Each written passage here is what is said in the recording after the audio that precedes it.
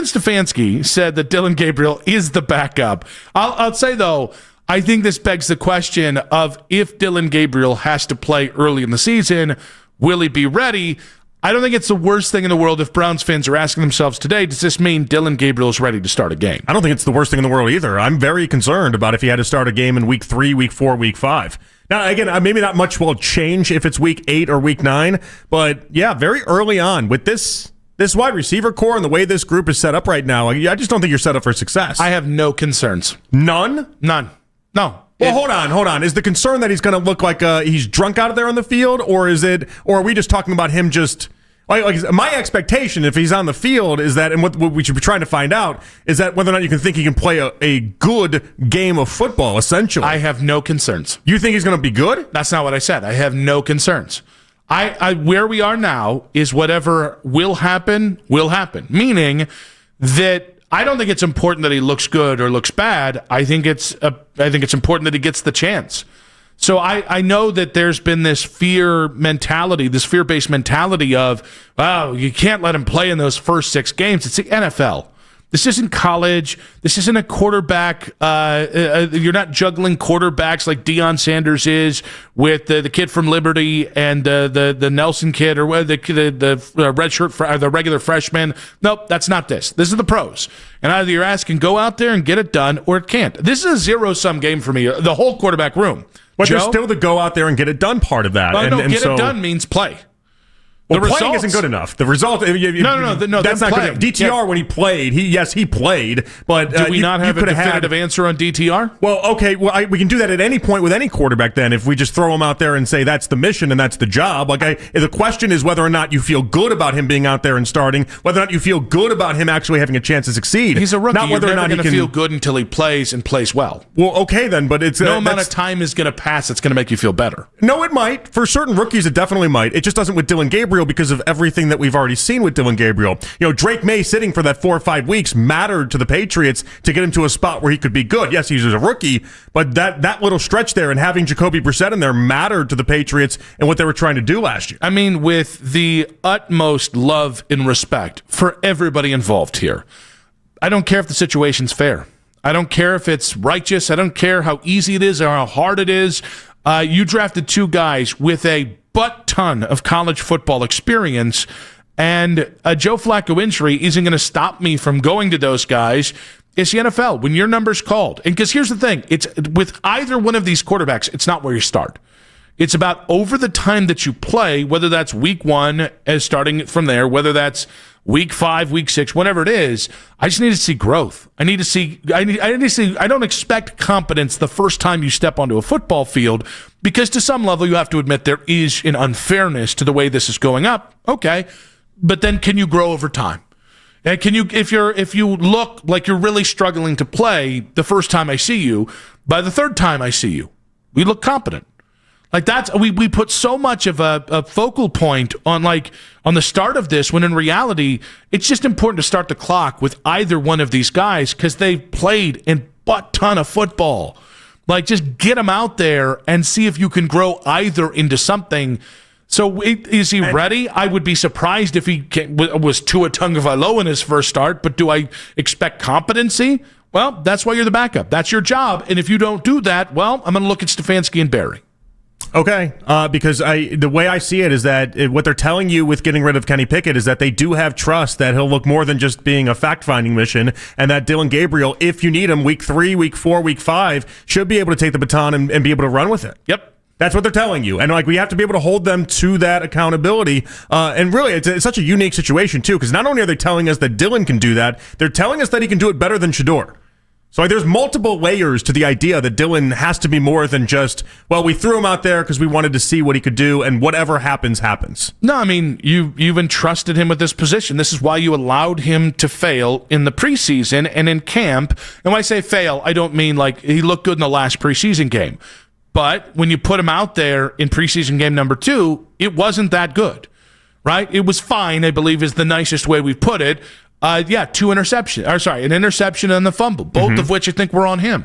So, Okay, if you go out there for the first time, like, listen, there's no way Stefanski or Barry can definitively tell you that when Dillon Gabriel starts a game, he's actually going to be ready to start a game. That's not the bet they're making. Their bet they're making is, can you stay at a level of competency that you're not losing confidence, and maybe where over time we can build confidence and maybe build something with you. And the reality is, the second that you moved on from Kenny Pickett, you told me, whether it's week 1, week 5, or week 10, that's where we are. All right, but that does describe more of the idea that the only time they'll start to see the field is when Joe Flacco has taken the Browns out of the playoffs and out of any contention for this year. I mean, I'm not trying to be like a nitpicker here, but I mean, unless of injury. Yeah, and that's part of it too. The injury part it's part of this equation, and that is part of what happened. Like, the only thing I ever thought about with Kenny Pickett and why they would have kept him early on is if they didn't believe that in week 2 or week 3 they just thought it was too early, and they had to keep Kenny Pickett to make sure that you could at least tell the locker room we're still trying to win. Yeah, I mean, I think the locker room saw a guy in Dillon Gabriel who they gave chances to win the backup job, and by Kevin Stefanski's belief in him, he did.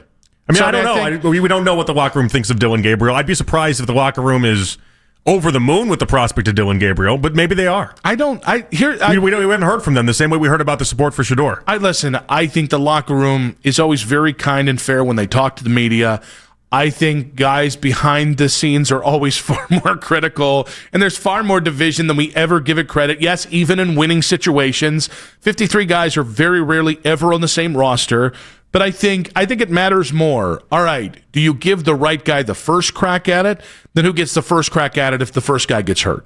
I word saladed you there. But what I mean is, you've already done the most important thing, which is give Joe Flacco the week 1 nod. What happens after that? Like, I don't think, because you're going to be in the season, if it's because of injury, this is different than when you let Dillon take over for Joe. Mm-hmm. But if it's because of injuries, they're going to do what I've seen every team do, that if they're as good as some people think they might be, a 6, 7, 8, 9, 10 win team, they're going to rally around that quarterback. Almost, actually, I think it's easier for Dillon if Joe were to get hurt and Dillon has to go in there, because I think players view that differently than if at some point 6 games into the season you're 1-5 and they go, it's Dillon's time now. I think he has less to prove in an injury situation than the situation where you're anointed as the next up guy. Well, it might be easier from that perspective too, just because then you can look at it like he's a true backup quarterback being told to win games, which is across the NFL. I mean, if Patrick Mahomes gets injured, it's not like the Chiefs are like, oh, we're still going to the playoffs and expecting great things.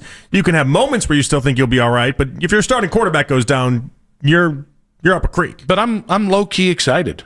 Like, cool. I don't have to watch a guy that I didn't believe in on any level start a game for the Browns this year. Sure. They clearly believe in Dillon in a way that certainly goes past my belief in the young man. I'm excited to see what they see in him, for sure. Yeah, and by the way, I'm excited to the idea that I could be wrong, that I think he's a career backup. Like, go out there and prove it. And oh, by the way, I'm not the other part of this that I just think is so important is, while in the moment I will be an emotional Browns fan about all of this, as everyone will, because that's where we are and we do want to see our team do well, and it doesn't make it any easier if they don't. I'm just here for the result. And I hope the result is good. If the result is bad, well, I need an answer. And anything short of somebody trending towards being a franchise quarterback is the answer. That's all I need here. If one of these two guys trends towards being a quarterback, or in fairness, if Joe plays so well that you're in the playoff hunt for most of the season, these are the good things that can happen. Mm-hmm. A definitive answer on one or both of the young quarterbacks, if they're either not trending towards being a franchise quarterback or they are, or Joe takes the reins and he plays 17 games, 18 weeks, and just kind of shocks us all, and they're in the playoffs, yeah. Let's one of those outcomes to me is the most. And by the way, that encompasses a wide swath of potential outcomes this year. And that's it. We just have so many different areas. It's like a choose your own adventure when it comes to these conversations. But with that, like the difference between that some of the scenarios I just mentioned could be them being a 3-win team. Some of them have we can have them be a 9-win team. Do we want to name all the amount of wins that they could have this year? You could have one. One can be a 7-win team. Yeah. You could be a 5-win team. Listen, people aren't going to say it, But I'll say it. You could be a 6-win team. You could be a 4-win team too. I don't know. Has anyone mentioned that they could be a 3-win team? Has anyone brought up the 3-win Nick or 3-win Wilson? 3-win Nick sounds different. I think 3-win Wilson sounds a little more fun. I love that Fan is trying to brand you with stuff, though. I like this. It's a good development. I don't hate it. And I also like that he definitely didn't take the bait, that I just continued to try to lay down. He wanted absolutely none of it. That's fair. Which is funny because I totally took the bait. When do you think will be his first start? Out of the bye week. Oh, that's interesting. You know, the most popular one I heard was the London game. Yeah, you can't do the London game. It just feels unfair. You're going to start his first game in London? I mean, it's not. He won't hear the boos. We saw how that went for. Well, I mean, that's a good point. We won't hear the boos. I thought of Deshaun Kaiser. The last time we played in London, it was Deshaun Kaiser, and he was just awful. But he had the whole start all year, and he was just awful. He was awful in London. He was awful in Cleveland. He was awful just about everywhere. So I do think Joe has 6 games, but I think it's absolutely predicated on what's the record. Actually, no. So this is the crazy hot scale. Okay. What's the record, and what quality of Joe are you getting on any given week? I think he's going to look just good enough to be able to hang on to this thing for a little bit. I don't know that the wins and losses will be there. That's why I think we take this thing into the bye. I also, if it's me, I want to see the 2 rookie quarterbacks. Jimmy Haslam wants to see the 2 rookie quarterbacks too, though. That's the only hang-up I would have in saying after the bye, because it just doesn't give these guys enough time to see both of them. But this is actually kind of where I flip it back to you, is Jimmy might, but this is the crazy hot scale of what Jimmy wants and what Kevin needs, and specifically Kevin's ability to make sure that he's going to stick here long term, I think really truly does matter. Like that to me is the toughest thing about saying it's wholly predicated on Joe in wins and losses. Is there is a part of me that wonders, will Kevin be extra stingy in keeping Joe in there?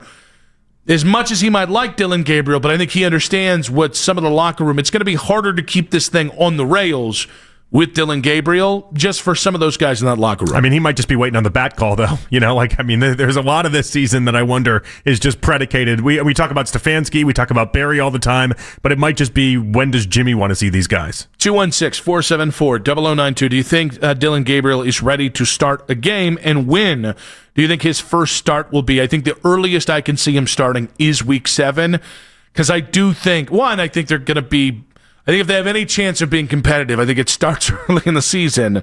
And 2, I do think that weird push and pull of what Kevin needs, his future in Cleveland, what Jimmy wants, and how good does Joe look, and how many wins and losses do you have? Let's go with Cool Ray in Bedford. Cool Ray, what's up, buddy? Yo, Cool Ray. It's not very cool, Ray. No. I think it's like the 3rd time we've had phone issues this week. Am I correct on that? Is it phone issues, or is Cool Ray